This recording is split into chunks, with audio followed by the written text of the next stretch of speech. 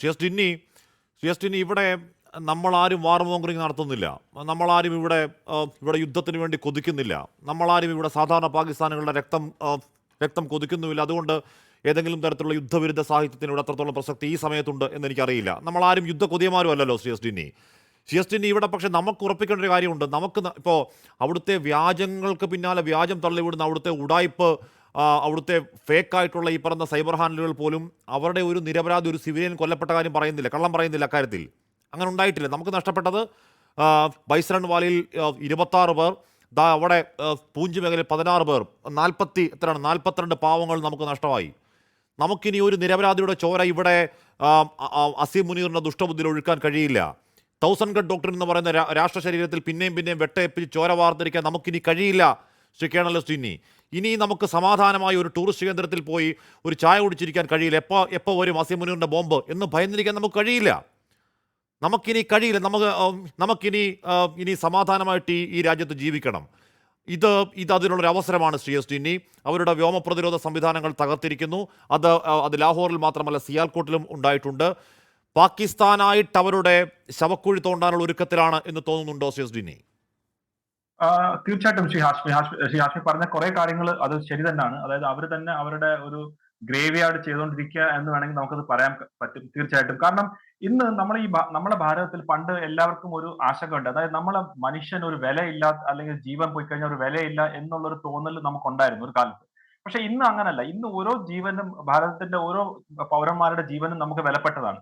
അതുകൊണ്ട് പ്രത്യേകിച്ച് military uniform ഇടാത്ത ആളുകളുടെ ജീവൻ വില കൊടുക്കുന്ന കാരണം വെച്ചാൽ അവരതൊന്നും ഇതിനകത്ത് ഭാഗമല്ല. ഇപ്പം സൈന്യത്തിലുള്ള ഒരാളാണെങ്കിൽ ഓക്കെ ഫൈൻ, അതൊരു ഫൈറ്റിന്റെ ഭാഗമായിട്ടൊക്കെ അവർക്ക് ചെയ്യാം. അതിനകത്ത് ടെററിസം ഒക്കെ അതിന്റെ ഭാഗമായിട്ട് വരും. പക്ഷെ ഒരു കാരണവശാലും ഒരു ഫാമിലി ആയിട്ട് പോയി അവിടെ ഒരു കുറച്ച് സമയം ചെലവഴിക്കാൻ വേണ്ടി പോയവരെ മതത്തിന്റെ പേരിൽ മാറ്റി നിർത്തി സ്വന്തം കുടുംബത്തിന് മുമ്പിൽ വെച്ചിട്ട് വെടിവെക്കുന്നത് ഇന്ത്യയെ പോലുള്ള ഭാരതത്തിനെ പോലുള്ള ഒരു രാജ്യത്തിൽ ഒട്ടും നമുക്ക് അംഗീകരിക്കാൻ പറ്റാത്ത കാര്യം തന്നെയാണ്. നമ്മളിപ്പോ വികസനം വേണം, അല്ലെങ്കിൽ നമുക്ക് ഡെവലപ്മെന്റ് മറ്റു കാര്യങ്ങളൊക്കെ വേണമെന്ന് പറയുമ്പോൾ സമാധാനവും വേണം. നമുക്ക് സമാധാനം ഇല്ലാതെ നമ്മൾ മറ്റു കാര്യങ്ങൾ എങ്ങനെയാണ് ചെയ്യുന്നത്? ഇത് ഇന്നും തുടങ്ങിയതൊന്നും അല്ല ശ്രീ ഹാഷ്മി. ഇത് ചാണക്യന്റെ സമയം തൊട്ടേ അറിയാം. ഈ ഡെവലപ്മെന്റ് വേണം, നമുക്ക് സുരക്ഷയും വേണം. അപ്പൊ ഇത് രണ്ടും ഒരുമിച്ചേ പോകാൻ പറ്റത്തുള്ളൂ. സുരക്ഷ ഇല്ലാതെ നമ്മൾ എത്ര വികസനം ആയാലും ശരി നമുക്ക് നടക്കത്തില്ല. ഭാരതം നല്ല രീതിയിൽ കുതിച്ചു മുന്നോട്ട് പോവുകയാണെങ്കിൽ അതിനെ നിലനിർത്താൻ വേണ്ടി, അതിന്റെ സുരക്ഷ നിലനിർത്താൻ വേണ്ടി ഇന്നലെ ഓപ്പറേഷൻ സിന്ദൂർ പോലുള്ള ഓപ്പറേഷൻ 100% ആവശ്യമാണ്. അല്ലാതെ നമ്മളെല്ലാവരും ഒരു യുദ്ധത്തിലേക്ക് പോകാനൊന്നും ആർക്കും താല്പര്യമില്ല.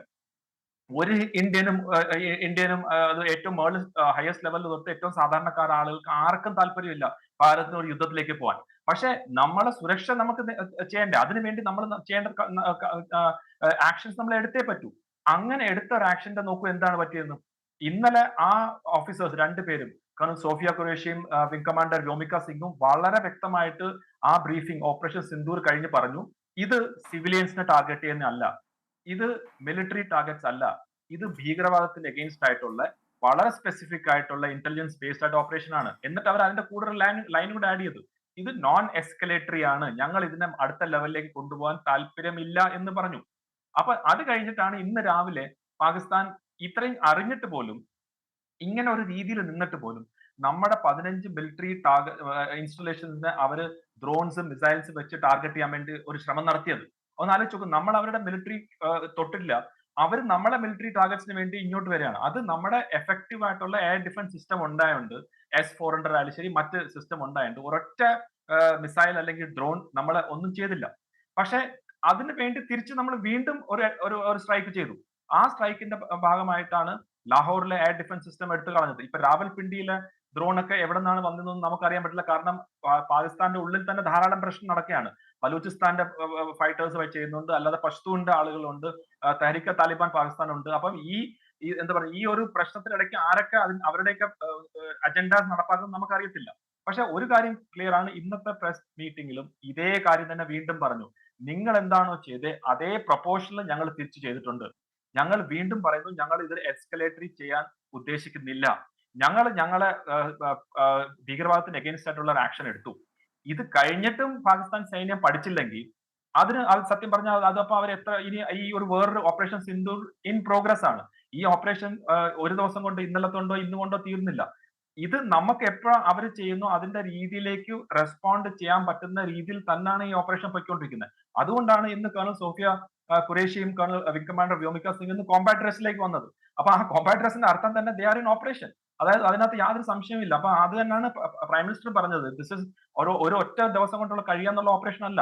ആൻഡ് പാകിസ്ഥാൻ സൈന്യത്തിന്റെ ഏറ്റവും വലിയൊരു ഫാക്ടർ എന്ന് പറഞ്ഞാൽ അവരുടെ ഒരു ഇറാഷണാലിറ്റി ഉണ്ട്.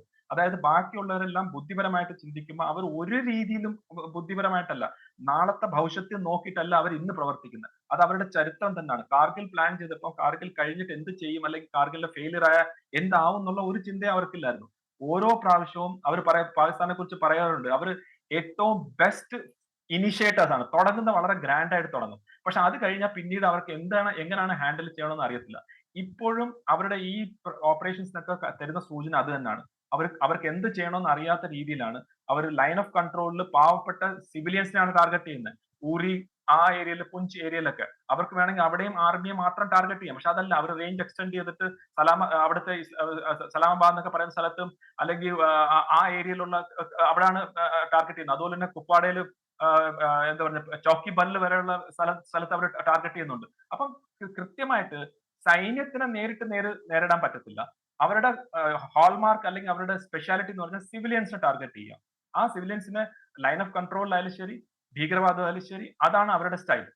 അപ്പൊ അതിന് ഒരു ലിമിറ്റ് വേണ്ടേ ശ്രീ ആഷ്മി? എത്ര എന്ന് പറഞ്ഞാൽ നമ്മൾ ഇങ്ങനെ അവരുടെ ഇതേ ഓരോ കാര്യങ്ങളും നമ്മൾ, അപ്പൊ അതെനിക്ക് തോന്നുന്നു ഇന്ന് ഇതൊരു ഒരു ക്രൈസിസിൽ ഒരു ഓപ്പർച്യൂണിറ്റി എന്ന് വിശ്വസിക്കുന്ന ഒരാളാണ്.